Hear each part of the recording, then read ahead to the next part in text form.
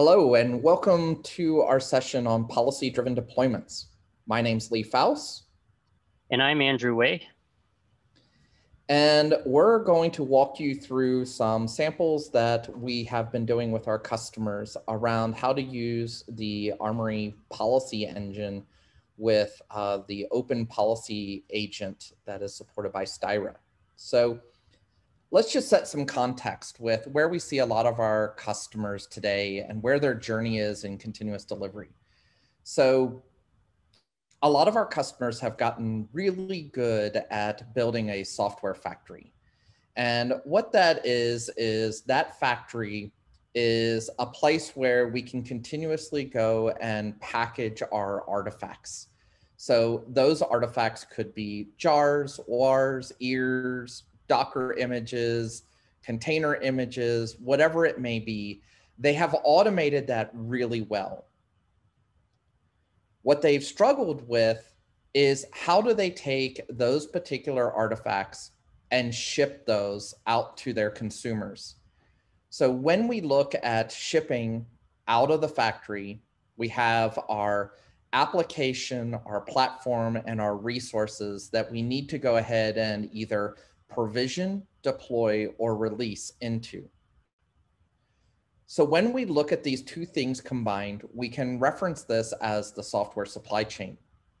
And this software supply chain, you can see here, you've got different continuous integration tasks where we're going through and packaging, reviewing our change sets, maintaining our code, managing our tickets. And then for continuous delivery, we deploy artifacts, we deliver applications, we administer our platform, and then we also provision our resources.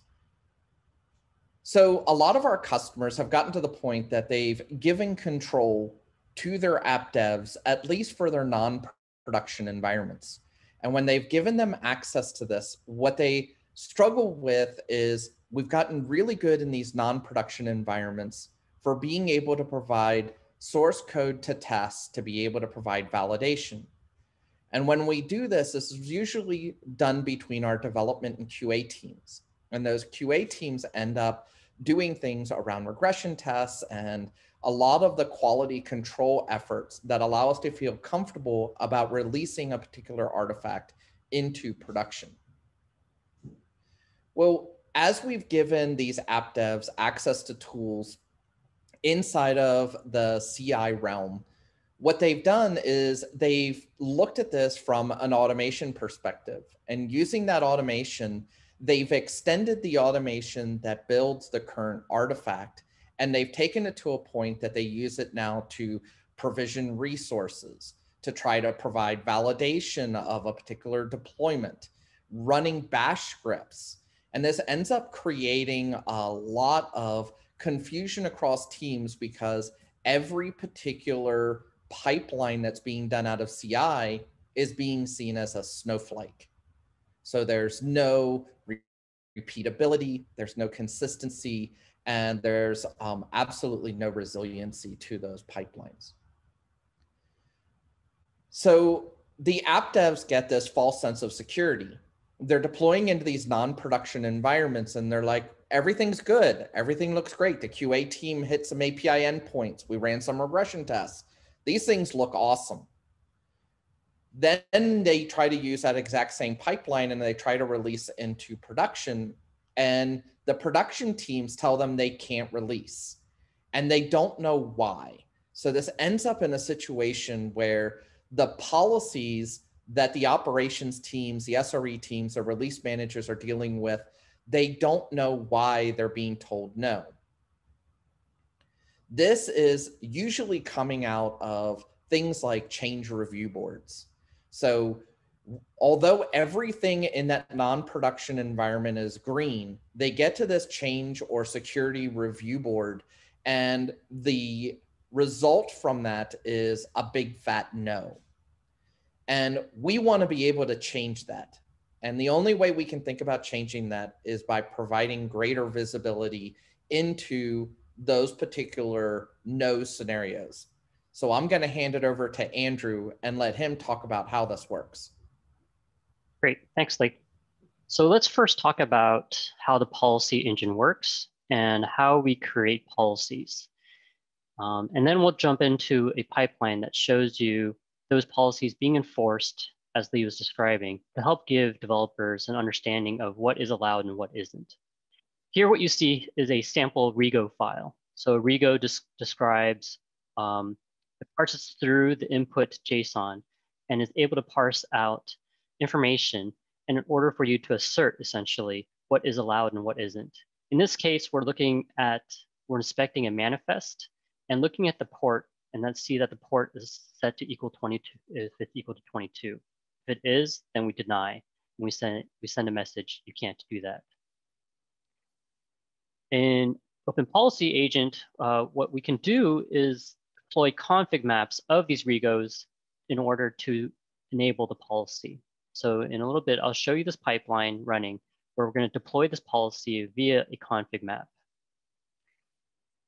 In that config map contains the Rego file that we just saw earlier. So it defines how the policy behaves.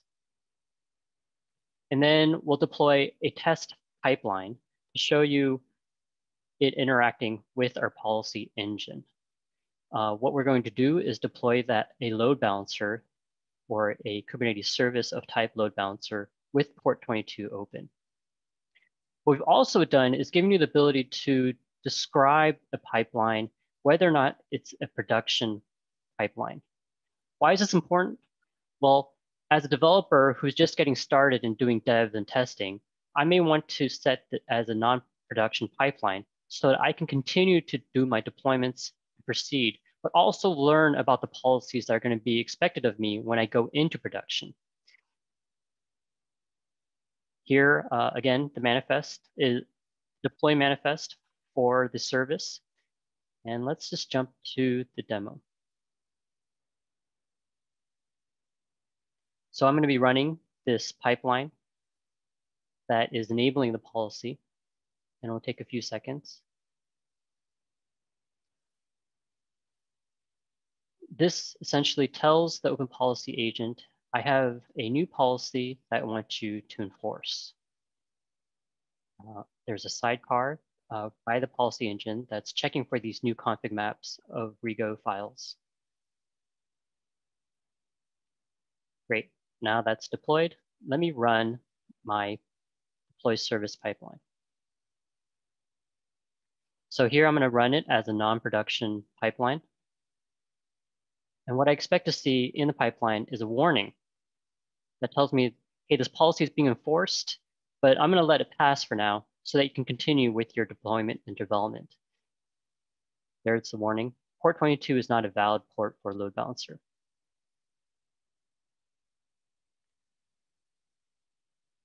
And great, you can see the green box means it's been deployed.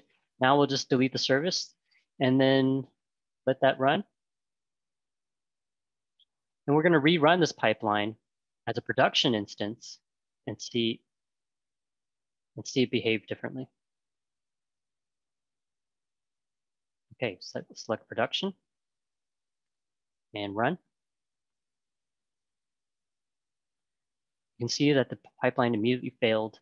Now I have the exception warning, letting my developer know, hey, port 22 is not valid for deploying in production.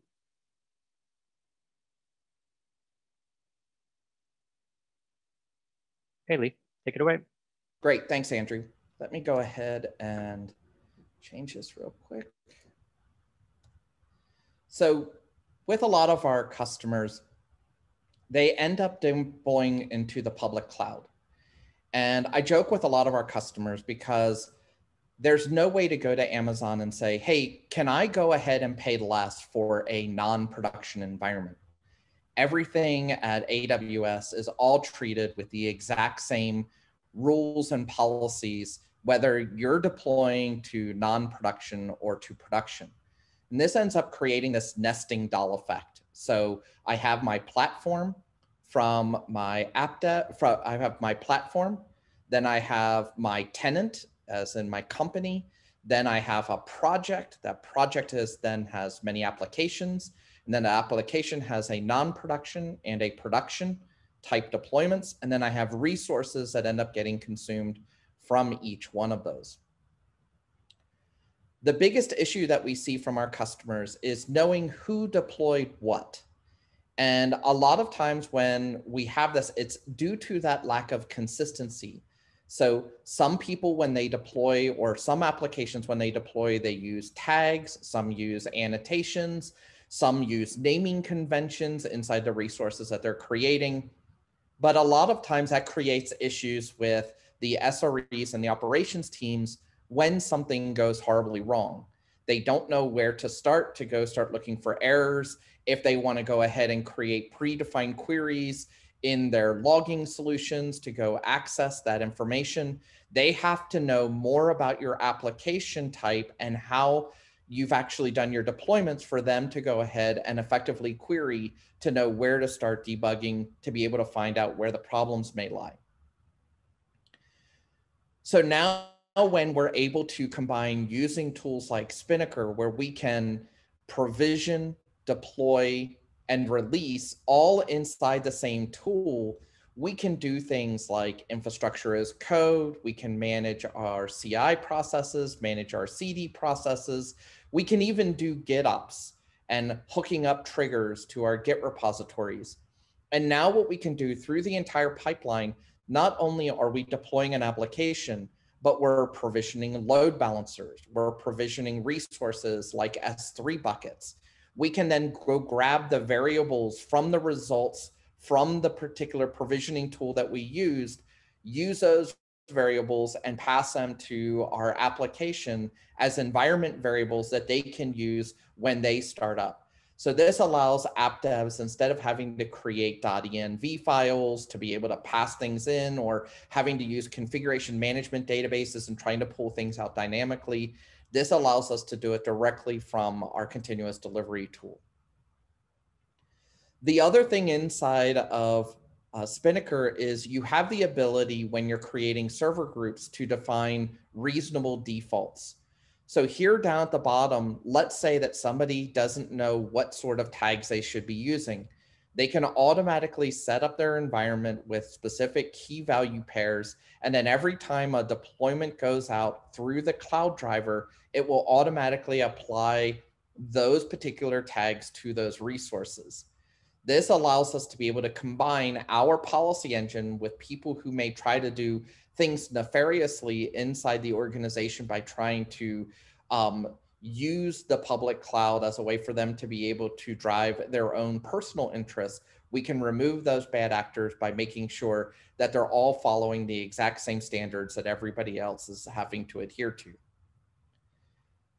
So the benefits of being able to do consistent deployments is we get easier transitions between teams. So when an app dev moves from project team A to project team B, because that consistency lives there, they know exactly what policies are going to need to be enforced. So they're going to start coding and start writing their applications in a conformant manner. The other thing is as we were just describing, is faster time to resolution. Having consistent naming standards for how things are deployed allows teams to be able to come to a resolution and provide fixes more quickly. Higher uptimes are a result of that consistency.